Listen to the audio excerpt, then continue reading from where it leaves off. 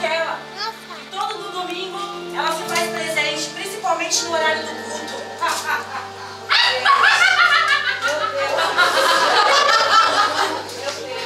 Uma velha que parecia mais uma bruxa disse: E quem é essa bruxa?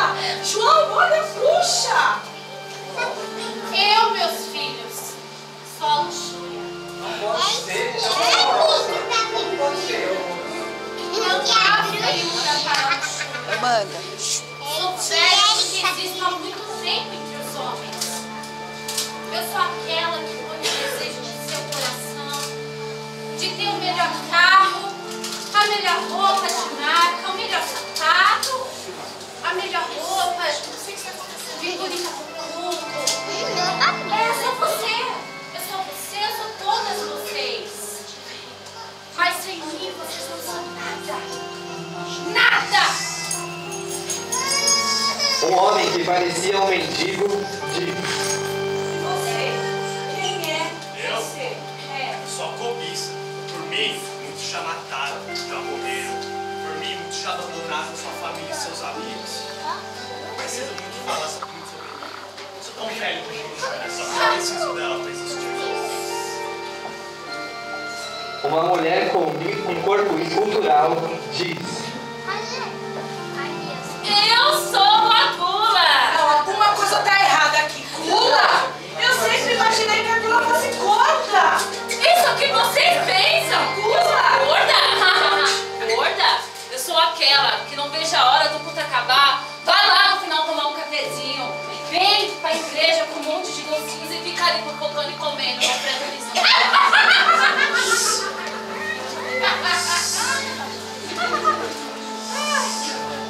Uma velhinha sentada no canto da casa disse: Bem, olha só que velhinha simpática. Eu aposto que é a única equilibrada de toda essa turma.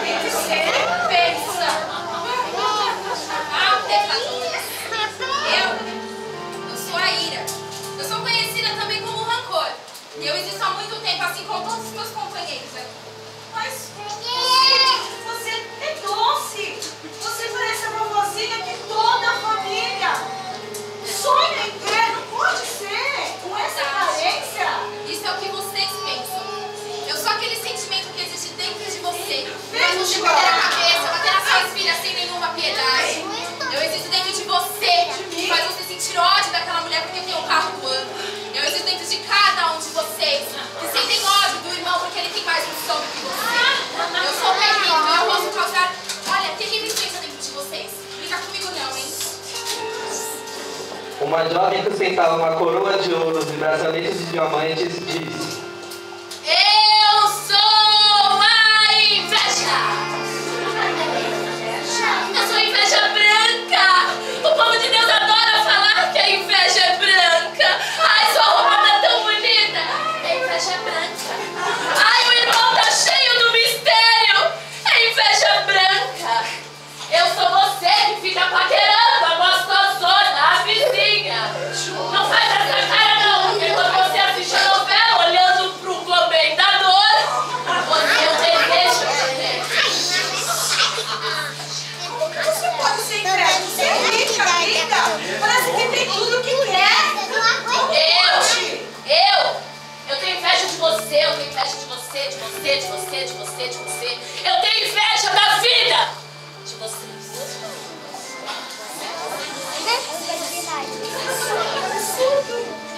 Enquanto os invasores se explicam, uma garota jovial brinca pela sala.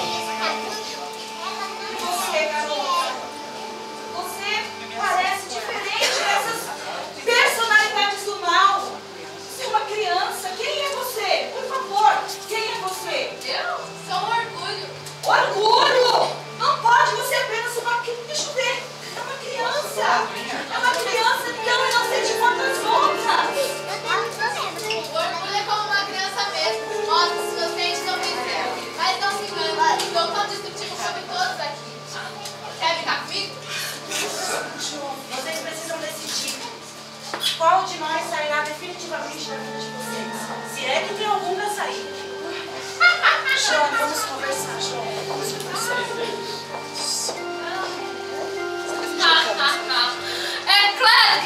escolherem, será que eles vão escolher gula? Quem não gosta de comer, né?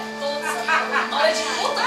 É lógico que ele vai ficar comigo, né? Eu nem me preocupo em sair. Todos os dias a preguiça rola, principalmente no domingo, no horário do culto. Eu não vou sair. Não. Eu acho que não. Todos me amam. Olha pra mim. Quem vai ficar sou eu. Eles vão escolher pra ficar.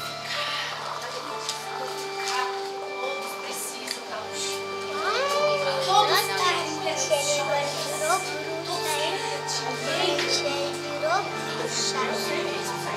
Eu não vou nem dizer nada. Sinto cheiro de pura inveja aqui. Eu estou em todos vocês. Eu nem entro na jogada. Eu vou ficar porque vocês sentem prazer de odiar uns aos outros. Todo mundo é sozinho.